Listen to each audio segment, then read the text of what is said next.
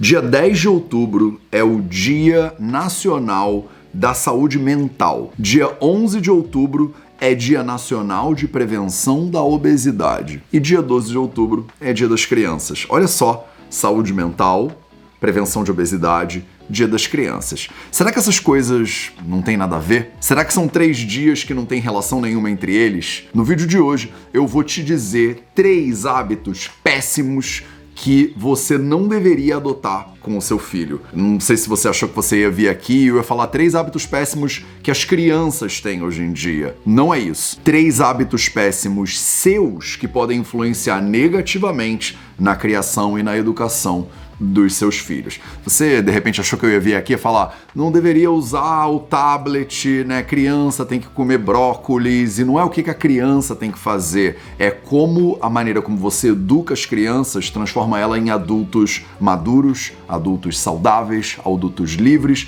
adultos felizes. Então, vamos pra vinheta. Tem um monte de hábitos horrorosos que a gente meio que recebeu quando a gente era criança, que a gente sabe, ou às vezes nem sabe tanto, que não são muito bons, mas que a gente acaba perpetuando, porque a gente não sabe muito como fazer diferente. Hoje eu vou listar 3 desses hábitos e vou te explicar tintim por tintim por que você deveria pensar 3 vezes antes de fazer isso com qualquer ser humano que está em formação. Vamos que vamos? Então, hábito número 1, a gente sempre fala aqui no Vida Veda, né, sobre os 4 pilares da saúde, a alimentação, o sono, o movimento e o silêncio. No pilar da alimentação, tem um negócio que eu vejo que é péssimo e que acontece muito comumente, que é forçar a criança a comer. Isso aconteceu comigo, vocês de repente conhecem a minha mãe, né, Dona Cris, maravilhosa. William, bota uma foto da Dona Cris aí, pra eles verem como a Dona Cris é muito maravilhosa.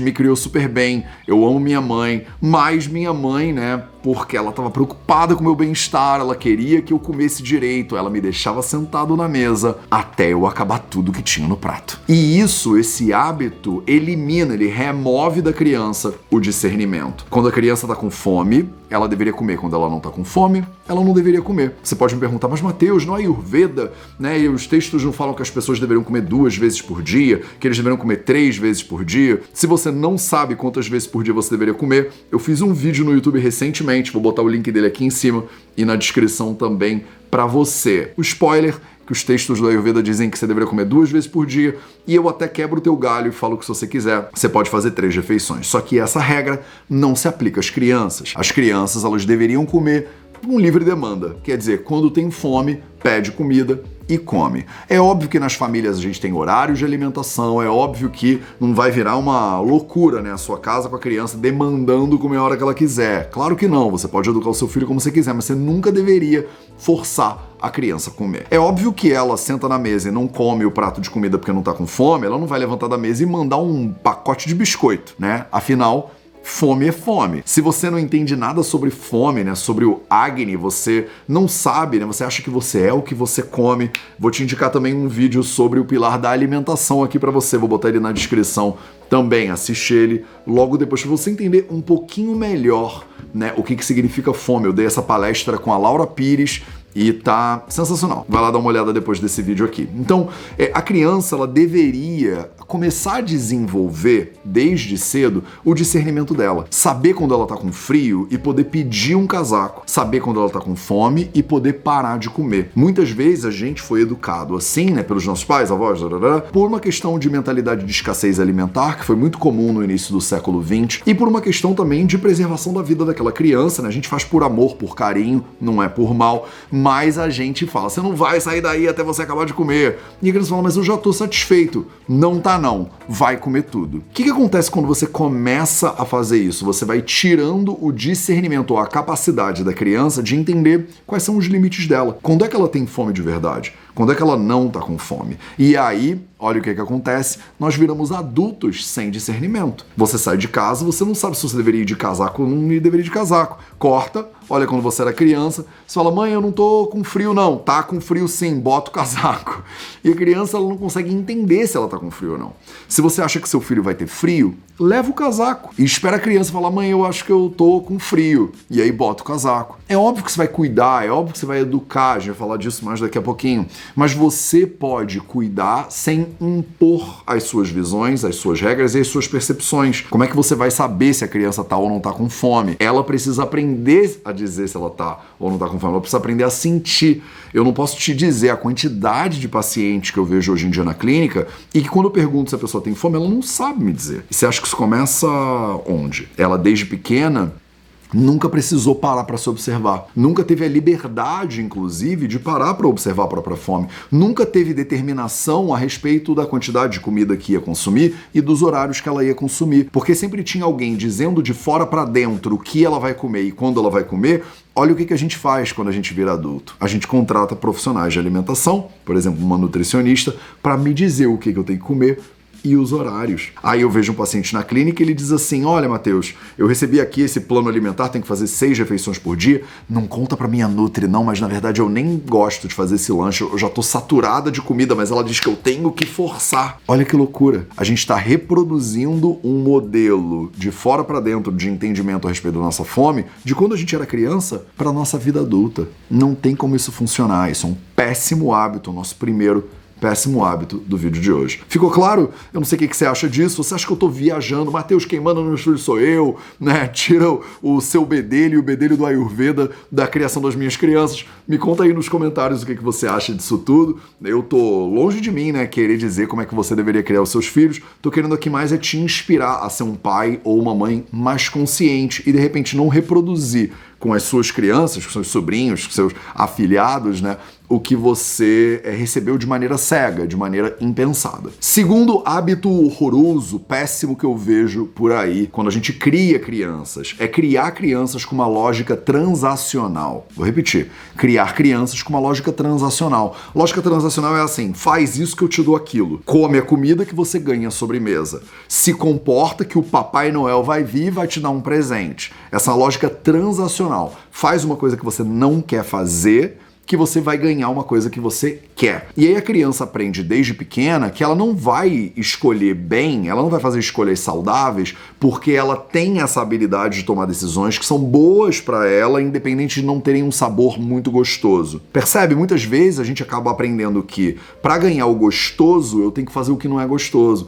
E tem muitas coisas na vida, principalmente na vida adulta, que não são gostosas, e você tem que escolher fazer aquelas coisas porque elas são boas para você. De repente você quer, sei lá, comprar uma casa, você precisa de dinheiro para comprar uma casa e aí você vai ter que trabalhar. Às vezes o seu trabalho não é a coisa que você mais ama no mundo, mas você vai ter que conscientemente ir lá trabalhar. Você poder ter discernimento, de novo, e aí agora eu tô falando de dhairya, de coragem, mais um elemento de saúde mental na visão do Ayurveda aqui para você. O conceito de dhairya em sânscrito, que a gente chama de coragem, é a habilidade de você encarar uma situação que você não tá confortável de encarar, mas que você sabe que vai ser boa para você encarar. Imagina que você vai fazer uma cirurgia. Ninguém acha divertido fazer uma cirurgia. E aí imagina que você tá deitado lá na mesa, ou deitado lá na mesa, ou o cirurgião tá operando em você, e você olha para baixo, vê aquilo tudo e fala assim: pelo amor de Deus, para tudo que eu vou para casa. Você não pode, né? Você não pode sair da mesa de cirurgia do jeito que você tava e ir andando para casa. Você tem que encarar aquele processo até o final. Uma vez que abriu, agora vai ter que passar pelo processo, depois vai ter que fechar. Então na vida, quantas situações são assim? De repente tem uma coisa que é mais amarga, que você não ama o sabor, mas que é importante para você comer, porque faz bem, né? Tem um prato colorido, tem uma variedade de sabores. O Ayurveda fala muito dos sabores, né? Dos 6 sabores. Inclusive, eu tenho um vídeo sobre os 6 sabores no Ayurveda, que eu vou botar na descrição aqui também nesse vídeo para você. Se você quiser se aprofundar um pouquinho mais nesses conceitos ayurvédicos, dá uma olhada nesse vídeo logo depois desse aqui. Eu entendo que muitas vezes você, como adulto, aprendeu dessa maneira e você pensa assim: eu sei o que é bom para criança e ela não sabe. Então eu vou dizer para ela fazer o que é bom. E aí, na hora que ela fizer o que ela tem que fazer, depois ela pode fazer uma coisa que ela quer fazer, né? Então, eu vou impor uma coisa que eu sei que é verdade, que é boa, e aí ela vai ser obrigada a fazer isso para ganhar aquilo. Ela vai trabalhar 5 dias na semana para folgar no fim de semana. A gente meio que reproduz essa lógica transacional na nossa vida o tempo inteiro. Só que isso, muitas vezes, rouba a habilidade do ser humano de fazer escolhas de maneira autônoma. Fazer escolhas boas e escolhas ruins como senhor da sua própria vontade. velocidade. E aqui que é a questão fundamental. Você, como educador ou como educadora, você deveria criar um ambiente interessante o suficiente, saudável o suficiente para a criança fazer boas escolhas. É totalmente diferente você impor uma escolha boa, que a gente sabe que faz bem, a gente sabe que é bom, as suas intenções estão maravilhosas, estão num lugar bom, mas você impõe essa sua decisão e dá uma recompensa depois. A criança, ela não fez, né? Ela não tomou aquela decisão por conta própria, ela não se empodera da decisão dela e por conta disso, muitas vezes,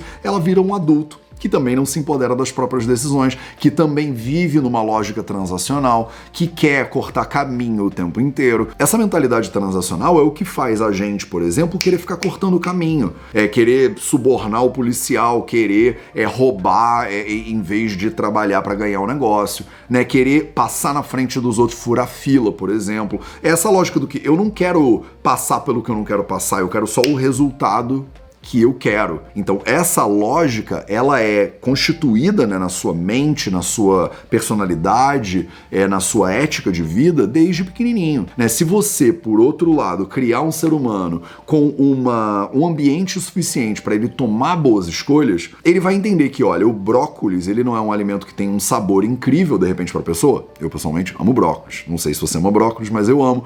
Mas, de repente, imagina que a criança não gosta de brócolis. Mas ela vai entender que, mesmo não gostando, aquilo ali faz bem para ela. E aí, por meio dessa educação compassiva, cria-se um ambiente suficiente para a criança tomar boas decisões e se empoderar dessas decisões. Eu não estou dizendo que isso vai acontecer sempre.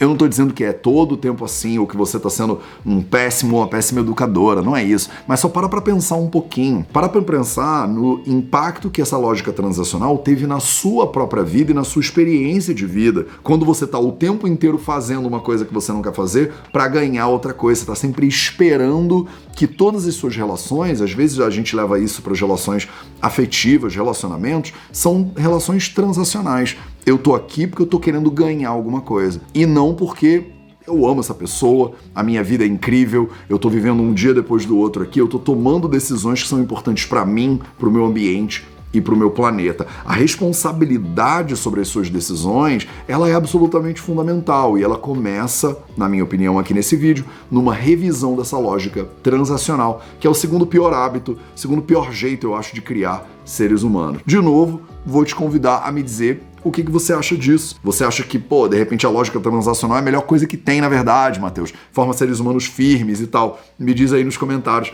Eu adoro saber o que você pensa sobre esse conteúdo também. E vamos pro terceiro pior hábito, o terceiro hábito horroroso que eu vejo que a gente tem, principalmente quando a gente está criando crianças. É a ideia de que as coisas não podem. A limitação da expressão física de uma criança é horroroso. Quer dizer, você pega uma criança que é um bicho flexível, curioso, né, atlético, vigoroso, e aí quem é que vai educar essa criança de potencial quase ilimitado físico? Um adulto, né? Um adulto que mal se mexe, um adulto que é sedentário, um adulto que não é mais flexível. Pega uma criança, né, ela pega os pés e bota embaixo, atrás da cabeça, saem correndo descalço pela rua, brincam horas e horas e horas, não tem que alongar antes, não tem que aquecer, não tem que botar um tênis supinado ou pronado. A criança corre de chinelo durante 4 horas e não vem pra casa reclamando de fascite plantar, né? Percebe? E aí você pega adultos que são rígidos na sua expressão física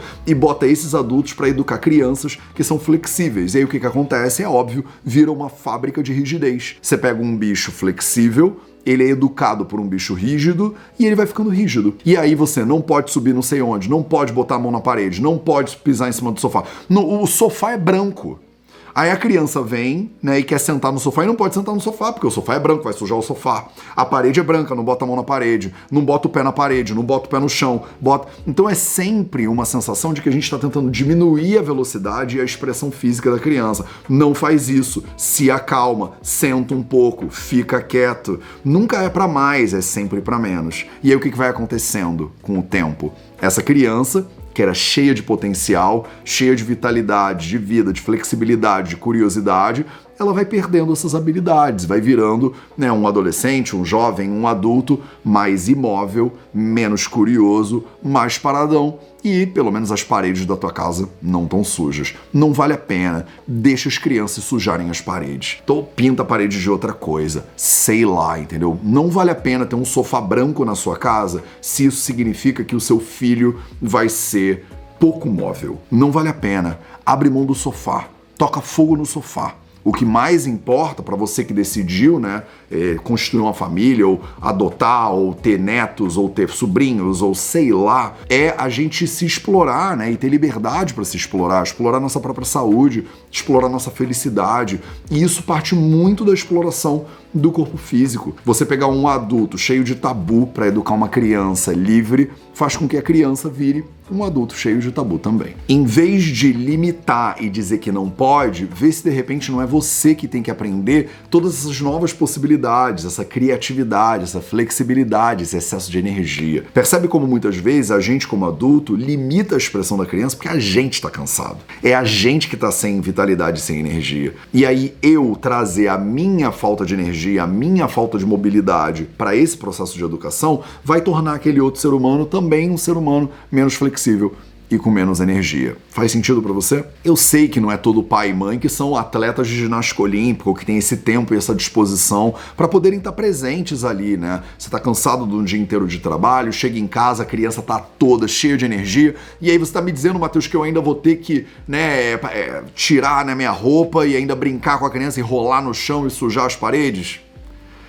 É isso mais ou menos que eu tô dizendo, sim. Eu tô dizendo que eu acho que você poderia se inspirar na felicidade, na alegria, no vigor e no movimento da criança, em vez do contrário. Bom, eu já te dei 3 hábitos horrorosos que eu acho que a gente usa muito, né? Dia das Crianças tá aí, 12 de outubro, e eu quero que de repente você pare pra pensar um pouquinho, né? Pra que serve o Dia das Crianças? Será que é só pra você ficar dando presente pra criança? A gente tá celebrando o que, na verdade, aí, né? A gente tá celebrando essa juventude, essa infância, esse potencial infinito que a infância tem, para a gente criar essas crianças melhor, né, para a gente poder dar as oportunidades que elas precisam, mas para a gente também que é adulto, aprender com esse início do processo. Não é só o adulto que ensina. O adulto, quanto mais sábio ele é, mais ele aprende. Você perde algumas coisas à medida que você vai envelhecendo na vida e você pode ganhar outras coisas, como por exemplo a sabedoria. E o que você vai perdendo por ficar adulto, quem sabe você não pode recuperar ou aprender de volta com as crianças. Então te dei 3 hábitos e agora eu quero te dar um hábito bônus. Vai! Hábito número 4. Eu sei, você se comprometeu com 3, mas eu vou te entregar 4, porque é isso que a gente faz no Vida Veda. O meu hábito bônus é: para, desiste, apaga, toca fogo naquela lógica do faça o que eu digo, mas não faça o que eu faço. Essa lógica não funciona e está fadada ao fracasso. Você é o exemplo daquilo que você quer ver no mundo. Você é o exemplo. Existe um fenômeno dentro da educação que a gente chama de espelhamento. Espelhamento significa que a criança muitas vezes se inspira nos seus hábitos, nas suas ações, nos adultos que ela ama, que ela admira, né? Então ela vai meio que imitar mesmo o que ela tá vendo o pai, por exemplo, e a mãe, ou a tio, ou seja lá quem for fazerem, né? Então você que tá inspirando outros seres humanos, sejam eles crianças ou não, você tem que ser o exemplo do que você tá fazendo. Se você é um profissional de saúde, por exemplo, você tem que buscar a sua própria saúde, né? Já passou o tempo que você podia ter um profissional de saúde fumando e falando pra você parar de fumar. No mundo que a gente vive hoje, no século XXI, a gente olha nos olhos dos outros, por causa das redes sociais e tudo, a gente já cansou de aprender, a gente tem alerta contra essas coisas fakes que tem aí no mundo, né? Você olha e vê, a pessoa tá super feliz, né, num lugar paradisíaco, tirando uma foto e tal, como se a vida dela fosse perfeita, mas tu olha aquilo e fala, isso aí é fake. Eu sei que é fake, eu sei que essa pessoa não tá feliz assim o dia inteiro. Então você precisa aprender aos poucos a, primeiro, desenvolver vulnerabilidade, porque você não é perfeito, não é perfeita. Então tem coisas que você não sabe, tem coisas que você ainda não faz, e às vezes compartilhar desse lugar de vulnerabilidade é melhor do que você fingir que você sabe que você tem e impor um comportamento que você mesmo ainda não estabeleceu. Não uso faço o que eu digo, mas não faço o que eu faço, porque não funciona, tá? Não funciona pra você, você não vai ter coerência como educador, e não funciona para o aprendizado da criança, porque ela vai ver. Eu falo palavrão, mas a criança não pode falar palavrão. Se você acha que falar palavrão não é um hábito bom, de repente revisita o teu vocabulário, em vez de impor uma realidade que você mesmo não pratica. Você cuida da alimentação dos seus filhos com muito primor, a comida é toda orgânica, local, plantada por monges beneditinos numa montanha sagrada, não sei onde, mas a tua comida é uma tranqueira fast food 3 por R$1, entendeu? Então não vai rolar. Você precisa se alimentar bem e levar esse exemplo de alimentação boa para todo mundo que te cerca. E aqui eu tô, obviamente, não falando apenas de crianças que você está educando, mas eu tô falando de ser o exemplo da transformação que você quer ver no mundo. Que é uma frase super batida, você com certeza já ouviu falar, mas a gente meio que esquece, né? Se eu acho que todo mundo deveria fazer atividade física, eu sou o primeiro a fazer atividade física. Não adianta eu falar contra a corrupção e se um guarda me para, né, no trânsito e eu tô com os documentos errados, eu dou um dinheiro pro guarda pra ele me liberar. E aí eu vou postar lá, vou xingar muito no Twitter a galera que é corrupta, entendeu? Não dá. Você tem que ser o exemplo em primeiro lugar. Maravilha, então acho que pro vídeo de hoje é isso e agora eu quero saber de você. Quais são os hábitos péssimos que você acha que as crianças têm hoje em dia e que eu, de repente, não falei nesse vídeo? Me conta nos comentários. Eu adoro passar o olho nos comentários e interagir com vocês, deixar meu likezinho nos comentários que são divertidos, né, responder coisas aí também. Eu tô, acho que é todas terças-feiras e quintas-feiras eu entro no YouTube também para dar uma olhada eu mesmo nos comentários e interagir com a galera. Eu respondo um monte de coisa também no Instagram. Falando nisso, né, eu tô em todas as outras redes sociais, então precisando de uma ajudinha na sua saúde, conta comigo. E se você gosta desse tipo de conteúdo, curte o vídeo e se inscreve no canal. A gente libera vídeos todas terças e quintas às 6 horas da noite do horário de Brasília. Aperta o sininho que aí você vai receber sempre essas notificações. Um grande abraço e lembre-se sempre, saúde é liberdade.